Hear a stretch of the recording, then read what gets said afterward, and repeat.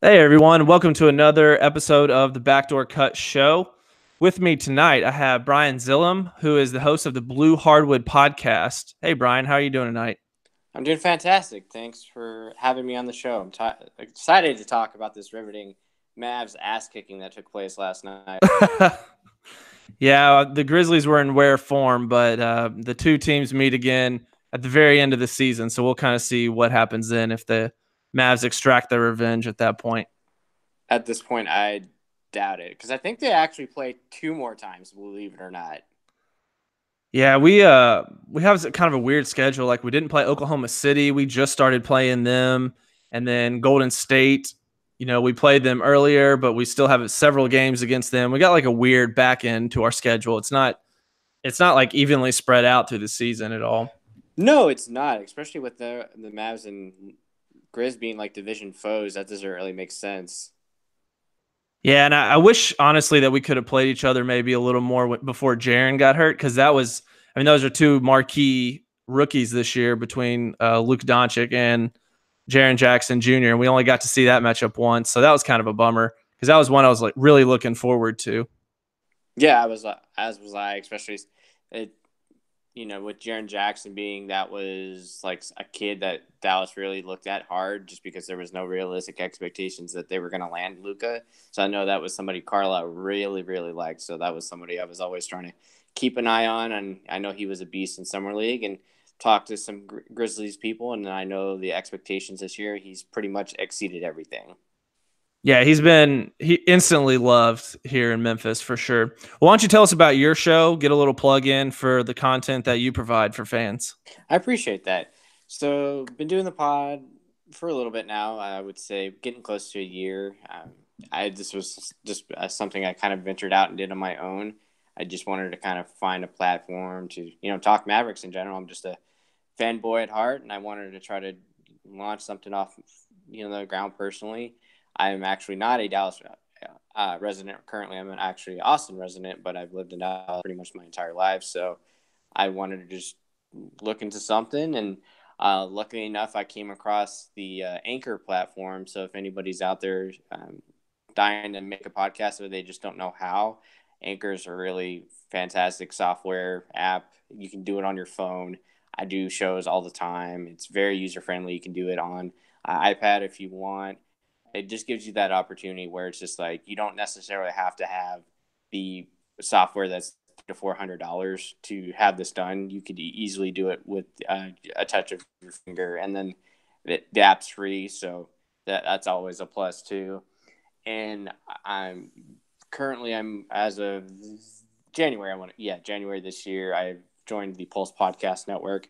The Pulse Podcast Network, we have a variety of different shows available on there, whether it be sports, wrestling, pop culture, Dungeons and Dragons. We have a variety of different platform podcasts available on our website and our mobile app. So it's been really fun to, be with Pulse and kind of get my bearings under me, so to speak, and kind of learn something every day. And just the amount of people I've been able to just chat with, whether it be someone like yourself or fantastic people on the Locked On Podcast Network or SB Nation or Fansided. It's been really fun. I feel like I've gained a lot of knowledge and friendships along the way. And if anybody's looking to do this or they just don't know how to do it, I'm certainly happy to answer any and all questions. So just shoot me a message, first name Brian Zillum, or if you want to reach out to me at Blue Hardwood Podcast on Twitter, I'm happy to help.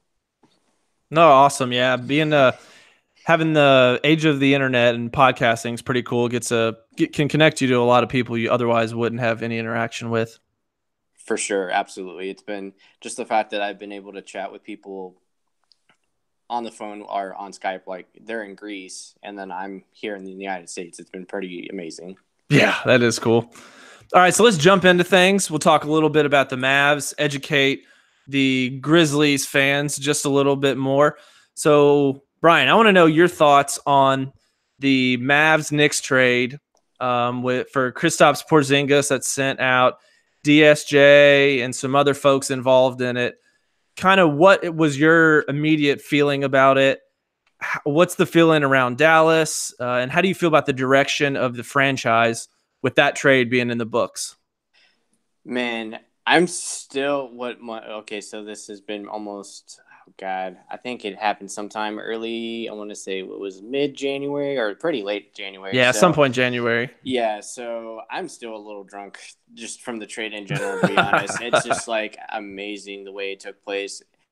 Just the fact that Dallas played the Knicks 24 hours before, and then this entire crazy mega blockbuster trade took place, and then you saw the gifts of Luca and KP talking, and then a lot of people were like, "Oh, Luca's trying to tell KP, hey, we're gonna get you out of here this summer," and then lo and behold. It was Mark Stein, I believe, first. Then Woj dropped the follow-up bomb.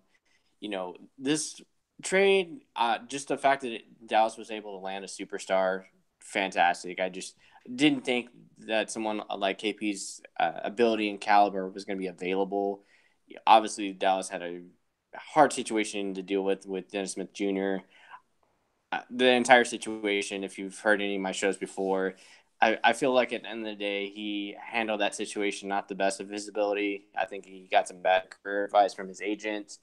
There was obviously scuttlebutt that he wanted to leave and lead his team because he saw how good Luka was doing and he knew he was not going to be the guy.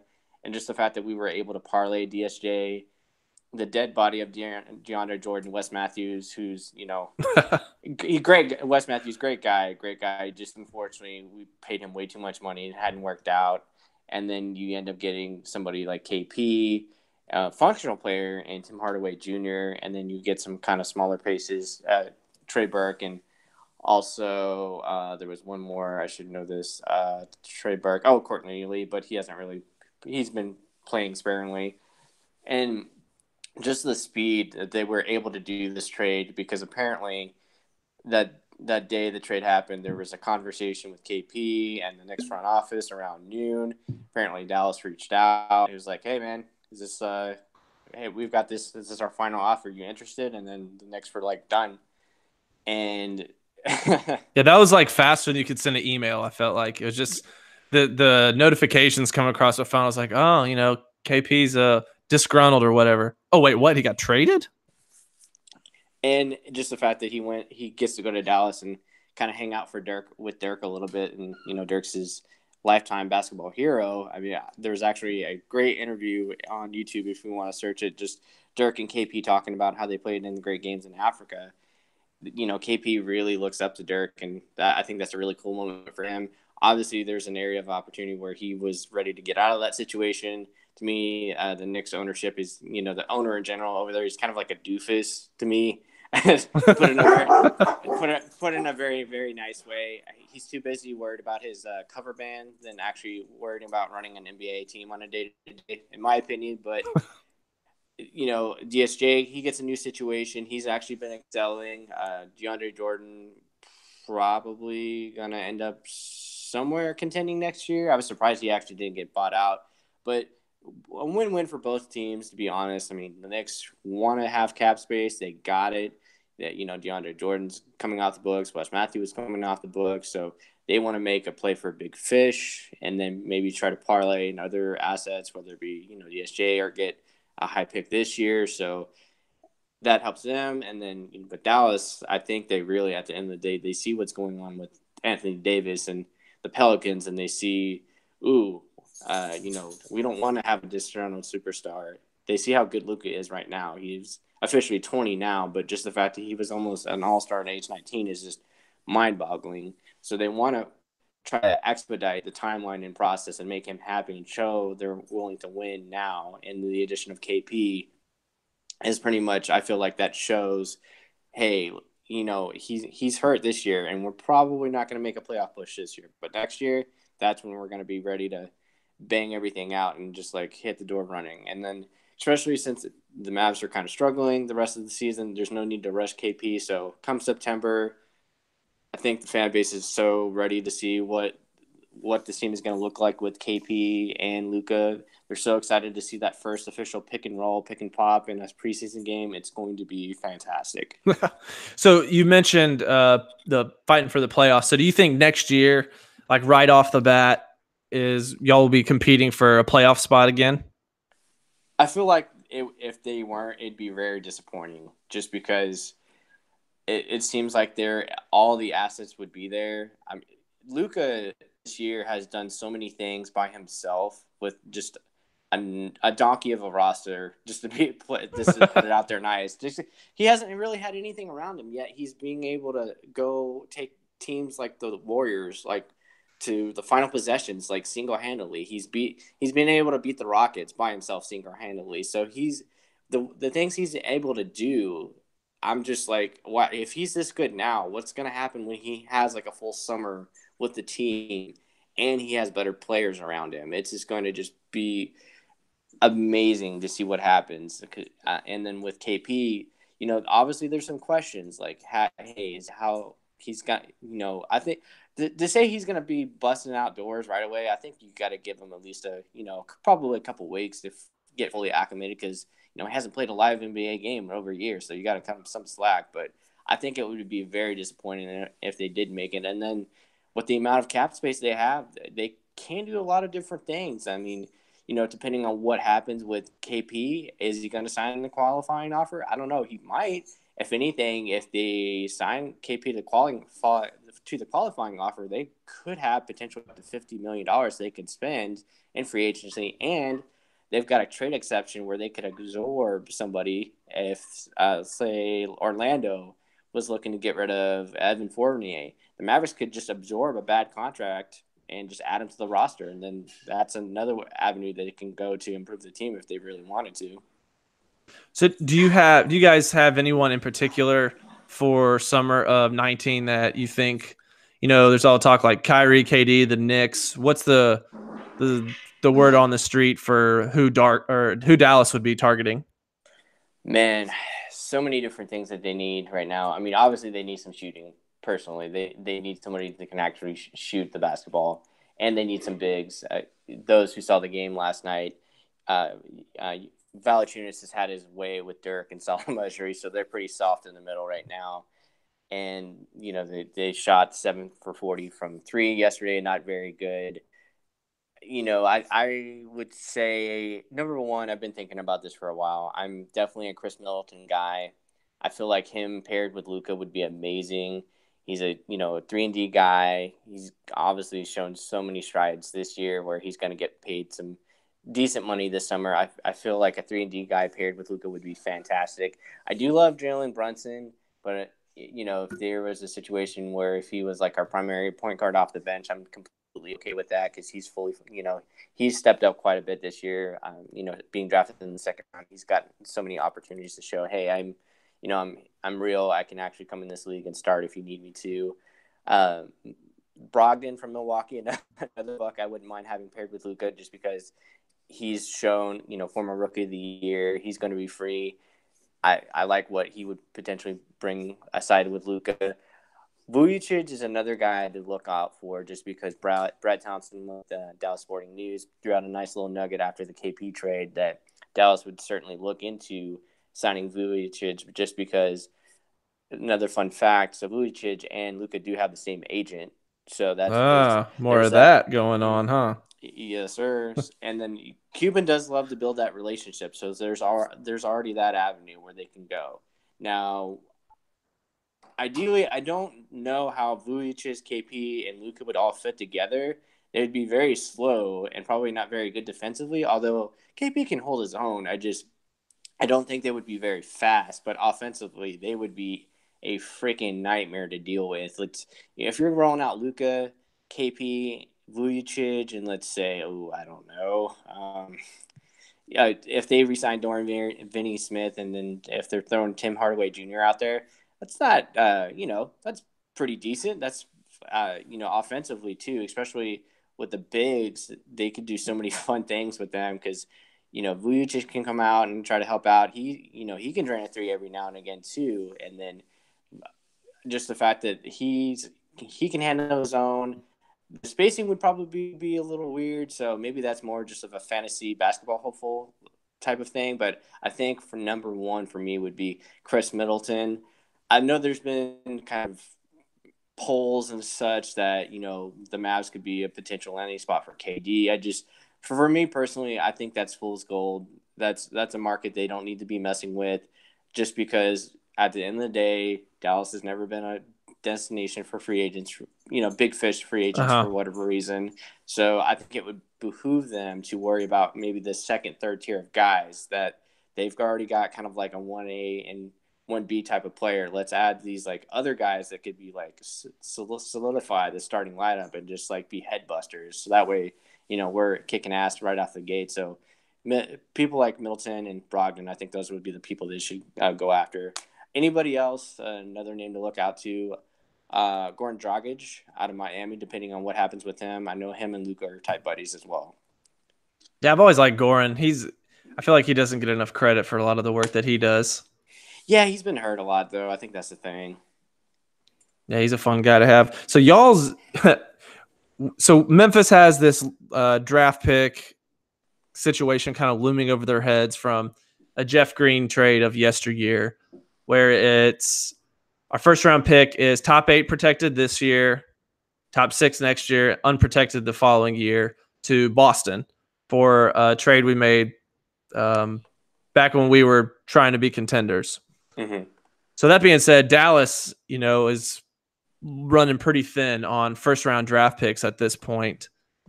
Trading them away, making the move for Luka and then also for KP. Is there any concern with that? Or you guys are like, we got the players. That's what we wanted out of this. It was totally worth it. At the end of the day, I was a fan. At first, for the Luka thing, I wasn't a fan just because I didn't know Luka was going to be this good. So right now you can say it's justified, but I thought it was kind of foolish for a team like Dallas to give up additional assets that it didn't have. Would you do it again, knowing like what you know today? Would you? For sure. Okay. I 100%. Now knowing that, I just was a little concerned because I saw speculation maybe Dallas would. I never saw anything like that was like fully confirmed. I know the Nets owner just hopped onto the Woj podcast a few days ago. There wasn't anything referenced, but I saw something out there on the interwebs that Atlanta was talking with Dallas, but maybe having Dallas take the contract of Bazemore for Matthews, and maybe it would have just been a pick of just the 3rd and 5 straight up for the contracts. I was like, man, why wouldn't we have done that? But I guess I never saw anything official after that. I was just kind of, I guess, more scuttlebutt, and with the KP trade, I think you can justify that for sure because, from my understanding, if the pick is out of the top 5 this year and it goes to Atlanta, Dallas would still potentially have their pick next year. And I believe like the crazy projections after 2020, that's when it begins. So, if Dallas is contending for the playoffs anyway, if you were in the lottery within those timeframes, it would be pretty just depressing. But this year, who knows? I think really at the end of the day, Dallas isn't trying to lose games at all. I just think when you pretty much trade away half of your roster, you're kind of like all over the map, and you're trying to figure things out. They're trying to look at hey, are we going to re-sign Dorian Finney-Smith? Are we going to re-sign Maxi Kleber? So the young guys that need minutes, they're giving it to them, and they got to make some tough decisions. So I've seen some thoughts and opinions out there in Mavericks land that they could be organically taking, which is certainly a possibility, which they are actually trying to play. I think they are trying to play with their hearts of hearts. They're just really bad right now, and they can't shoot the basketball. And they're starting Dirk at center, so that's yeah, personnel decision that may say that. So last year we had some local columnists in Memphis that dubbed our season last year the graceful tank because when Mike Conley went out, we had no shot of being a decent ball club at that point. And we were actually trying to win games for a while, and then it was like, nah, this isn't going to work. We need to legit try to get this draft pick and turn this puppy around. So I don't. Maybe that's kind of like what's happened to you guys. Just a completely new roster from the beginning of the year. I got to imagine it's hard to put together too much chemistry. Yeah, I mean, just to say, I mean, they had a couple good games once the trade happened, but I just knew, like, man, if you're expecting this roster just to make a playoff run, it's crazy. I mean, despite everybody's opinion of Harrison Barnes, this team hasn't been the same offensively since he's been traded. I thought, he had his faults for sure, and Did he take some ill-advised jumpers sometimes? Sure. Were people tired of his isolation ball situation? Yeah, for sure. But I feel like since Harrison Barnes got traded to the Kings, this team offensively has not been very good. Because at least with Harrison Barnes there, that could be someone that could help Luka, develop something offensively, whether it be something's ISO or not. But now without Harrison Barnes, everybody's pretty much just crashing on Luka now. That's what you do. Yeah. And then, A lot less to worry about. oh yeah, for sure. Especially since nobody can hit a wide open jumper. So, I mean, if you end up getting beat by Dorian Finney-Smith or Maxi Kleber, sure, like absolutely, you would take that over, Luka getting all these wide open setbacks. Absolutely. So we've talked a lot about the main guys on the squad.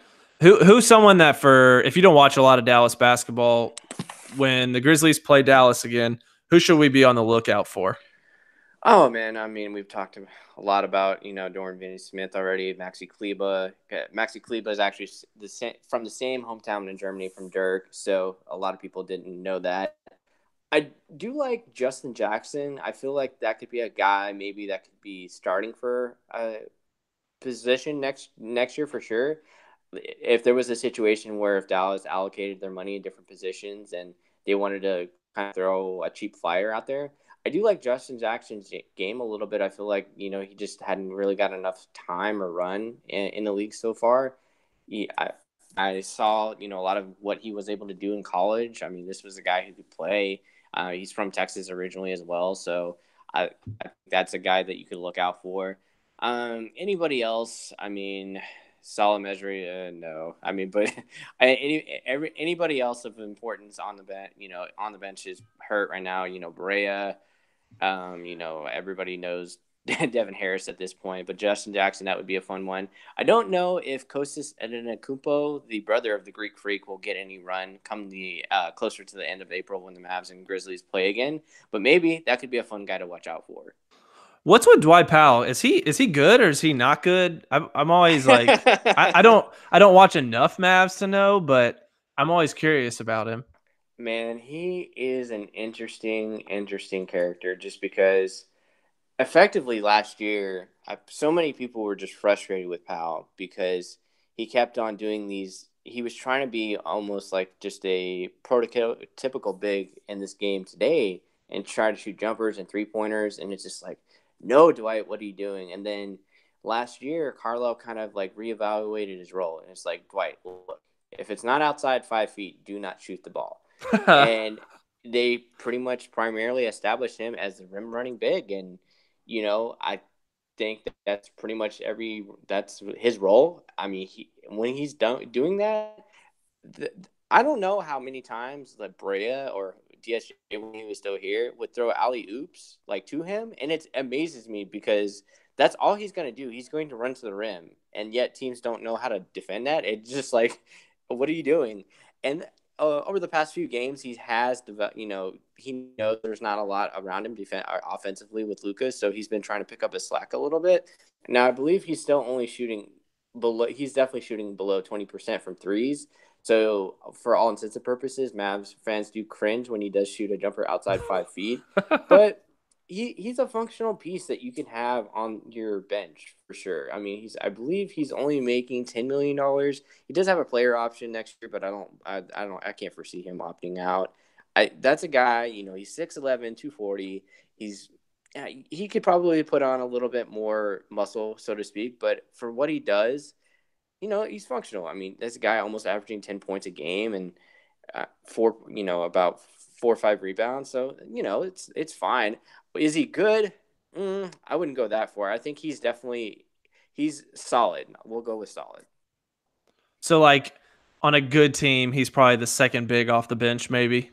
Yeah, for sure. I mean, Okay. if he's your starting big, you're probably in trouble. I don't think he has enough to offer where he can do that. I think even with the best point guard that could try to throw up lobs to him all the time, I just feel like he's excelling, especially in those second units when Barea was still healthy, like I feel like our second unit for a while would kill people because everybody always hates Barea in general anyway. So, but you throw in the aspect that he can throw a lobs into anybody at a given time. It proposes a problem because as you get down to the second units of the teams, those are players that are not as good as the starters, as everybody knows. So if you have them match up against lesser talent than them, that makes them look really good.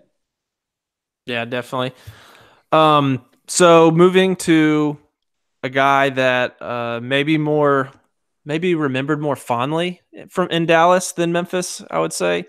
His time in Memphis has been pretty rocky so far, and I don't really know what would change that at this point. But so Chandler Parsons got to play in Dallas last night, and he seems to really enjoy it there. There's an article on The Athletic from Amari Sankofa about him. He even got a quote saying that Parsons, Dallas is really special to him, and that he would love it if he could retire a Maverick. But I'm searching on Mavs Reddit and kind of looking through some of that. Seems like you guys have some mixed opinions on Chandler. So what's your kind of overall view of him? I mean, I think it was kind of funny at the time to kind of throw like a jab at Houston, just because that kind of put them in a bind where Dallas threw an offer sheet on them and they had to make a decision on whether they wanted to match that money or not for Parsons. At the time, I was like, cool, man, we've got this new shiny toy that I actually wanted to sign with Dallas. So, there's good times. And I think Carlisle had a plan with Parsons, and he had a very unique aspect to his game. I mean, obviously he's long. You could do different things with him in the lineup, especially with the NBA, and we live in today for sure.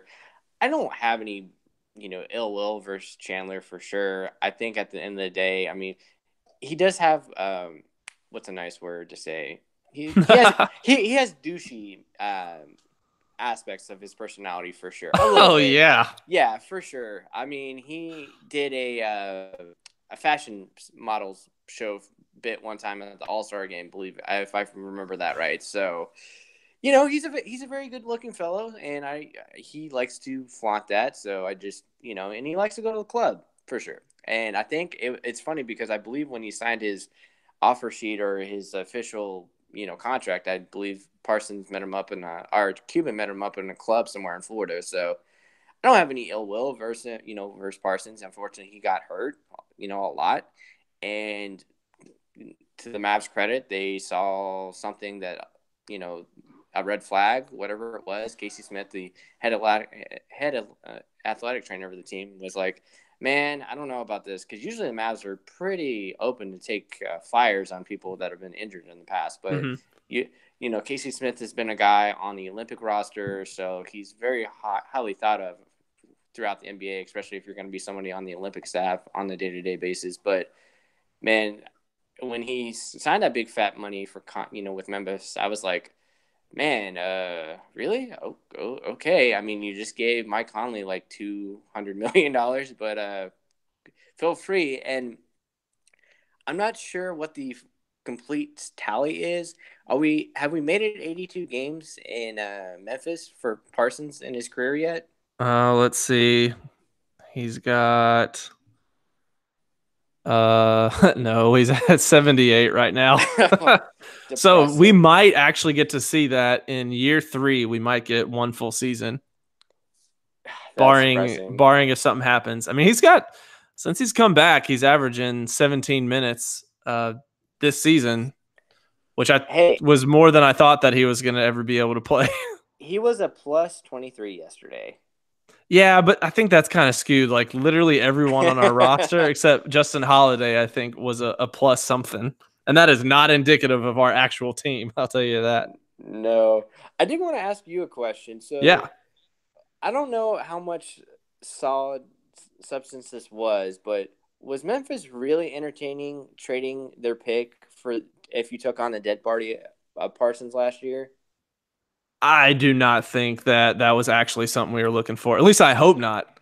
I don't think in this day and age, I would be very hard pressed to trade away a first round pick just to get that off, just to get his contract off the books for a team that is not really that's not going to move the needle for us. You know, we're not Mhm. going to sign that free agent.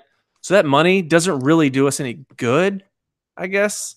Like the best way for us to get new players, better players is through the draft. So be very counterintuitive to give away a draft pick for that. Right. And it was funny. I spoke to my good friend Parker Fleming over at the Grizzly Bear Blues SB Nation website. We did a podcast together, and he had joked with me. He was like, "Hey man, would you take the dead body of Parsons this year for the pick?" And I was like, "Ooh man, I really had to think about it. I was like, man, not in this draft, not in this draft. If it was last year, yes, definitely. I honestly would have really entertained that, to be honest. If there was a possibility where the Mavs would have gotten like Luka and Jaren Jackson, and you Oh, just well, have to that would take, just be ridiculous. yeah, it would be unfair completely. And I don't think there's really any realistic shot.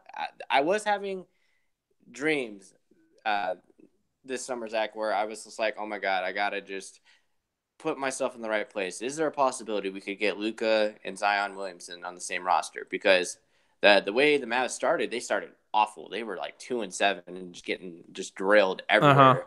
And then they flipped the script. They had a 2-7 stretch, and then they were 7-2, beating teams like Boston and Golden State. So it was like, oh, okay, are we gonna try to make a playoff push? And then it kind of has been up and down for the most part, more downs. But I was like, maybe that's a Yeah. possibility. And then now You still got a 6% chance. it could be, man. It could be. Every time I do run a draft simulator, the Mavs are around top 4. So, you do it once out of 8 times. Maybe this is a chance that Dallas actually gets lucky in a draft, because there's been years past where they have not. You got a team like last year, like Sacramento I believe they were actually on the lower tier, but then they got actually really fortunate in the draft, and they got top 2 and they were able to get Bagley. Yeah, Sacramento is a really fun team to watch. When scrolling through League Pass every night, I think Dallas and Sacramento are definitely two teams that I look up. And when the Grizzlies are off, that's who I'm looking to watch. Oh, for sure. And it's been harder to focus on college this year just because there's that aspect of I don't know if Dallas is going to have a draft pick, so it's hard to Mm-hmm. really be really interested in college right now, just in general. If you don't mind me asking, is there a player du jour that the Grizzlies obviously would like or hope for? Or are they just Zion? Well, duh, everyone wants Zion, but is there, like, let's say if they land around 2 or 3, is there someone that you would prefer or the Grizzlies like at this point? So the big thing, the big goal that's been voiced by the organization is try to convey this pick. So the Grizzlies want to finish 9th worst, which would either guarantee them conveying the pick to Boston or getting I think it's a top 4 pick at that point.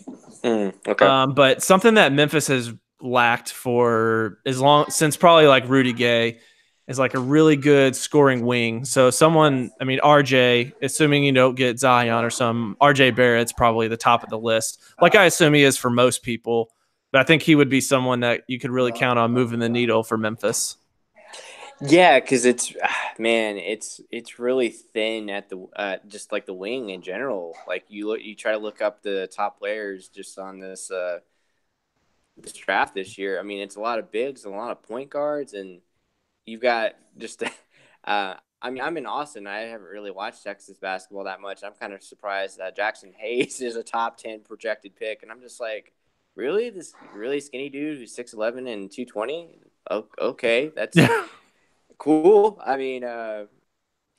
know Bobo is hurt for Oregon. That'd be a fun 7-2 guy to look at, I suppose. But it's pretty thin, my friend. I just this draft honestly kind of. I mean, maybe there's some gems in there. I don't know. Maybe I'm a fool. I'm kind of just basing it on the vague basketball I've seen from college this year. Just other than Zion, I don't know what else is. It seems like Zion and a whole bunch of dudes. I mean, the Duke kids, man, I don't know, because I I saw a good comparison. Cam Reddish could be like an Andrew Wiggins starter kit. That scares the hell out of Yeah, me. you don't want that. No, absolutely not. Yeah, Yeah, I've heard. You see a lot of stuff about Reddish not being like super into it or being the hardest worker in the room type person. So that kind of That kind of concerns me. Just from like if you're going to take a high draft pick on someone, I think you want them to be a basketball junkie, like obsessed with basketball and working to get your team better. Yeah, no, I'm with you. Anybody else in this draft? I mean, Romeo Langford, the guy at Indiana. I know he had a game winner the other day. Let's see. Anybody else? Ugh. I'm, Jared Culver, the guy at Texas Tech. He's got an interesting upside. He could be maybe a shooter that you could try to go out for, but I mean, Duke's or not Duke. Kentucky's got some people on there. It's been amazing to see Nazir Little drop so far because I know he was a top 5 at the beginning of this summer. Now he's just like, he's there, but especially if he's only top 15 projected, I'm curious to see if he actually goes back one more year now. Yeah, it'll definitely be interesting this draft. Really the date, kind of like last year, the date that I had circled on my calendar was the actual lottery night, not so much the draft night. Right. So once again, we will have that circled and be sitting around the television for sure.